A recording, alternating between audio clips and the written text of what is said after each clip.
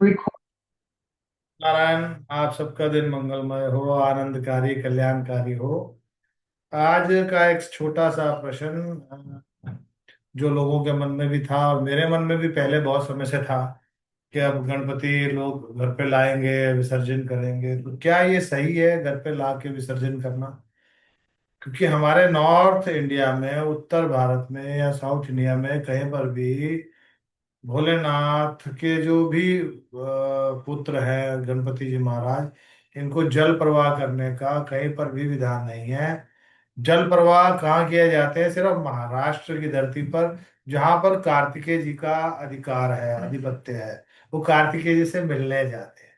तो कार्तिकेय जी से मिलने पर भाई के यहाँ जब छुट्टियां मनाने जाता है आदमी, तो अपने वापस घर आना ही होता है। तो अपने वापस घर आते हैं, तो इसलिए लोग वो आखिरी दिन उनको वहां से जल प्रवाह करते हैं कि आप सब सूक्ष्म रूप से हमारे घर में भी आए, अपना आशीर्वाद दें। लेकिन हमारे यहाँ तो शुरू से ही बोला गया है कि गणेश जी और लक्ष्मी जी हमारे घर पर वास करें, बाकी जितने देवी देवताओं का आह्वान किया है वो अपने अपने गंतव्य को सिधारें, और जब कभी याद करें तो आप दोबारा हाजिर हो जाए।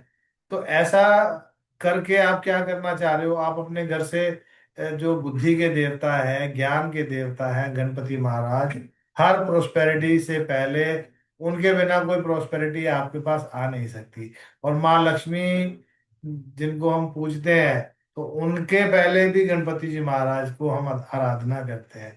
तो आपको ये समझना पड़ेगा कि ऐसे ही ला के जल प्रवाह करना, पता लगे कि आप कोई अपराध तो नहीं कर बैठे, उसका ध्यान रखें।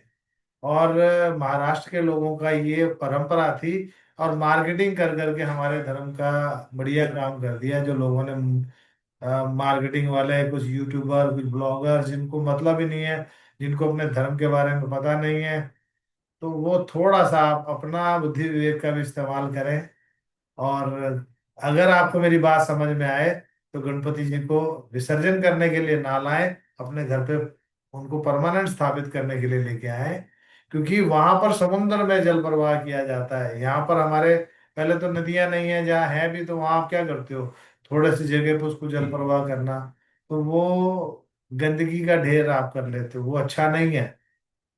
तो वो भी आपको समझना पड़ेगा। कुदरत के कुछ नियम कर्म बने हुए हैं, उसको अगर आप नियम से चलोगे, शास्त्रों से चलोगे, तो मजे में और आनंद में रहोगे।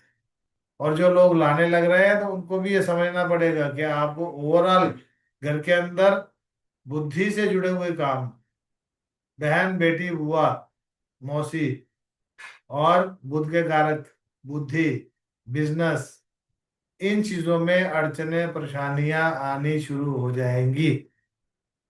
कुछ लोग पिछले 5-10 साल से ला रहे हैं, क्योंकि ये पिछले 5-10-15 सालों से ही ज्यादा ट्रेंड बनना शुरू हुआ, और 10 साल से और ज्यादा हो गया। फिर न्यूज चैनल में आ गया, ये वाले लाओ, ऑर्गेनिक वाले लाओ, गमले में डाल दो, गमले में कर दो। तो ऐसा करना ही क्यों है, उसका भी ध्यान रखें।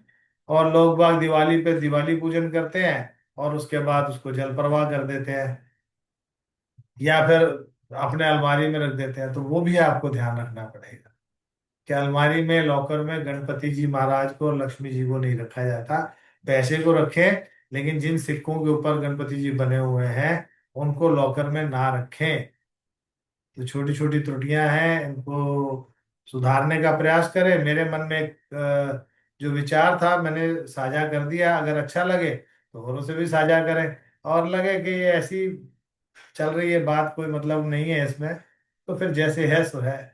जाकी रही भावना जैसी, प्रभु मूरत देखी तिन तैसी। खुश रहे, मस्त रहे, स्वस्थ रहे, और चेहरे पर मुस्कुराहट सदा बनी रहे। राधे राधे।